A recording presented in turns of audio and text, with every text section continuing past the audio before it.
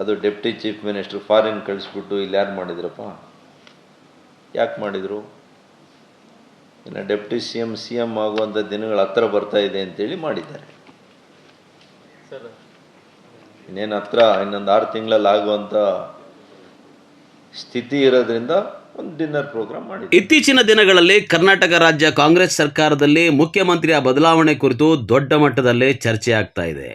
ಈಗಾಗಲೇ ಈಗಿನ ಮುಖ್ಯಮಂತ್ರಿ ಸಿದ್ದರಾಮಯ್ಯನವರು ನಾನೇ ಪೂರ್ಣಾವಧಿ ಮುಖ್ಯಮಂತ್ರಿ ಎಂದು ಅಧಿಕಾರದಲ್ಲಿರುವೆ ಎಂದು ಪಟ್ಟು ಹಿಡಿದೇ ಕುಳಿತಿದ್ದಾರೆ. ಆದರೆ ಒಳಗೆ ಮುಖ್ಯಮಂತ್ರಿ ಸಿದ್ದರಾಮಯ್ಯನವರ ಪಟ್ಟ ಹಿಡಿಸಿ DCM ಆಗಿರುವ ಒಕ್ಕಲಿಗ ಸಮುದಾಯದ DK ಶಿವಕುಮಾರ್ ಅವರನ್ನು ಮುಖ್ಯಮಂತ್ರಿಯನ್ನಾಗಿ ಅಧಿಕಾರಕ್ಕೆ ಏರಿಸಬೇಕು ಅನ್ನುವಂಥದ್ದು ಒಕ್ಕಲಿಗ ಸಮುದಾಯದ ಜನಪ್ರತಿನಿಧಿಗಳು ಪಟ್ಟು ಹಿಡಿದಿದ್ದಾರೆ.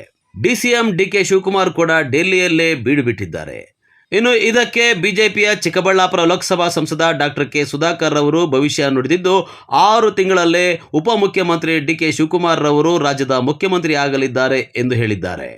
ನೋಡ್ರಿ, ರಾಜಕೀಯದ ಯಾವುದೇ ಪಕ್ಷದಲ್ಲಿ ಗುಂಪು ಇರೋದಿಲ್ಲ ಅಂತ ಹೇಳೋದು ಸುಳ್ಳಾಗ್ತದೆ.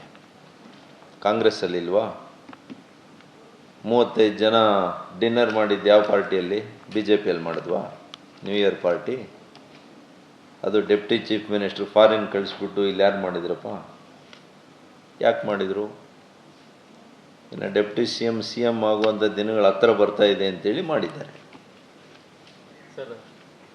ಇನ್ನೇನು ಹತ್ರ ಇನ್ನೊಂದು 6 ತಿಂಗಳಲ್ಲಿ ಆಗುವಂಥ ಸ್ಥಿತಿ ಇರೋದ್ರಿಂದ ಒಂದು ಡಿನ್ನರ್ ಪ್ರೋಗ್ರಾಮ್ ಮಾಡಿದ್ದಾರೆ.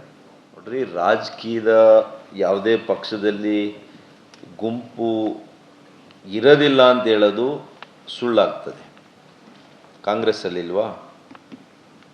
35 ಜನ ಡಿನ್ನರ್ ಮಾಡಿದ್ದು ಯಾವ ಪಾರ್ಟಿಯಲ್ಲಿ? BJPಯಲ್ಲಿ ಮಾಡಿದ್ವಾ? New year party. ಅದು ಡೆಪ್ಟಿ ಚೀಫ್ ಮಿನಿಸ್ಟರ್ ಫಾರಿನ್ ಕಳಿಸ್ಬಿಟ್ಟು ಇಲ್ಲಿ ಯಾರು ಮಾಡಿದ್ರಪ್ಪ? ಯಾಕೆ ಮಾಡಿದರು?